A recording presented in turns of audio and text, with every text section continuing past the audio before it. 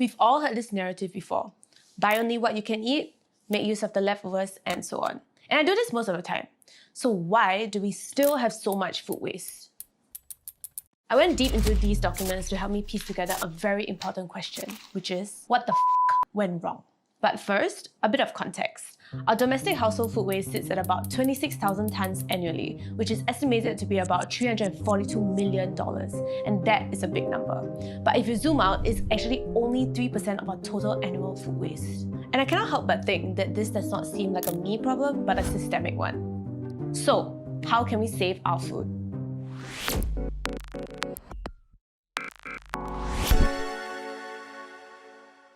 From my own research, I think about 26,000 tonnes of household food waste is thrown away domestically. So how big of a food waste problem do we have? Domestically speaking, it's a really very small portion compared to the entire system itself. A lot more food wastage is actually happening just ensuring that food is being delivered to the necessary population within Singapore itself. If you actually go towards areas where the importation is happening, you will actually see that there's a lot more larger food waste compared to any kind of household can probably waste. This is Augustine Tan, co-founder of Ugly Food, a social enterprise that aims to reduce food waste locally. So where does the problem lie and why do we have such a big food waste problem? A lot of the issue lies within the supply chain itself. It's really due to over-importing and fears of shortages of food. So we never ever actually want to buy just the right amount of food for the population. We always want to make sure that there's enough stock such in a way that it doesn't cause a panic. You do not want the public to go into panic buying. Can you share about how food waste happens along the supply chain? There are a lot of food that actually don't make the cut in terms of retail standards. There are things like lower shelf life, then there's too small size. This thing probably was used to be a kg-ish or so. And there are items that are blemished, have spots. And for vegetables itself, there's odd shaped sizes, too green, too long, too leafy, things like this. So it doesn't really fit the retail pack, basically different shapes and different grammage and weightage. Then weird new items that most people haven't probably even seen before, a pear apple that's combined together the same breed, and there are items that are either wrong ripeness, things like this are probably one of the more common ones. So my question is, why then should people buy excess products or products with blemishes, right? Rather than just letting the industry handle it, where they can just produce a product that has a longer shelf life and doesn't matter what appearance it has. Particularly wise, I think the industry is really handling to some degree. Even before we stepped in, there was ways to clear it. It's just that there probably just needs to be more channels and more definitely openness in terms of moving certain products the wastage towards this so-called channels so that it can clear the waste faster. What kind of channels would be ideal then?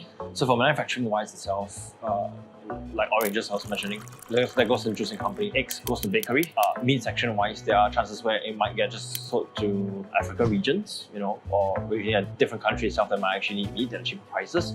So that's so-called, diverting or the wastage towards another country, and that works as well. Then there are things like pure manufacturing, where you take, let's say, vegetables and make it into RTE meals or along that line. Then the last one that's a little bit, the most challenging one has always been consumer facing, where we just directly tell the consumer in the eye, that this thing has a problem. So here's the thing. Food waste seems systemic in nature, where what happens at one stage is often influenced by something that happens at another stage. So the question is, why should I care? Is it even worth it to reduce my own food waste? There are, many reasons why, as a consumer yourself, you should care. One is it does combat, inflation and rising prices. The wasted resources that actually don't get channeled into the industry itself or channeled to the consumer section or supply chain is actually pure wasted in cash. So you will pay in some form or another. Either higher cost in the actual product itself when you get it, or basically other kind of materials that requires that will eventually get affected. So if we want to talk about recent bumpers itself, durian's in a very, very harvest bumper crop.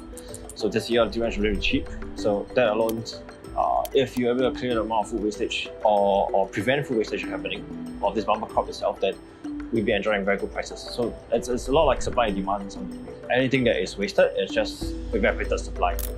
Yeah, so this helps really to reduce food wastage and reduce the prices. So I think as a consumer, I might not know much about this food waste issue because I don't see the behind the scenes and I don't have all the information out there. So does this lack of knowledge actually contribute to the amount of food waste that is in the industry?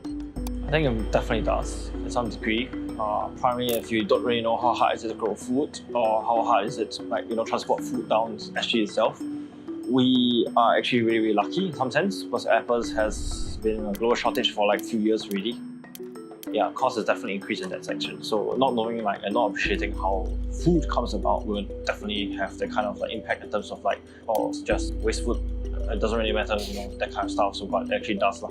So in very general sense, we really take our food for granted, and yeah, not really that appreciating it. Yeah. It is difficult to imagine how big our food waste issues are, and it's quite ridiculous how much food doesn't even reach consumers' hands. It's a vicious cycle. We demand perfect-looking food, which leads to a supply of only that, which in turn generates more waste. I feel we can't just ask all supermarkets to reduce food waste while expecting perfect food. So there needs to be a point where change is made, and maybe it starts from us. A lot of us have been taught by our moms how to pick the best fruit or vegetable, but maybe next time we can be less picky about it.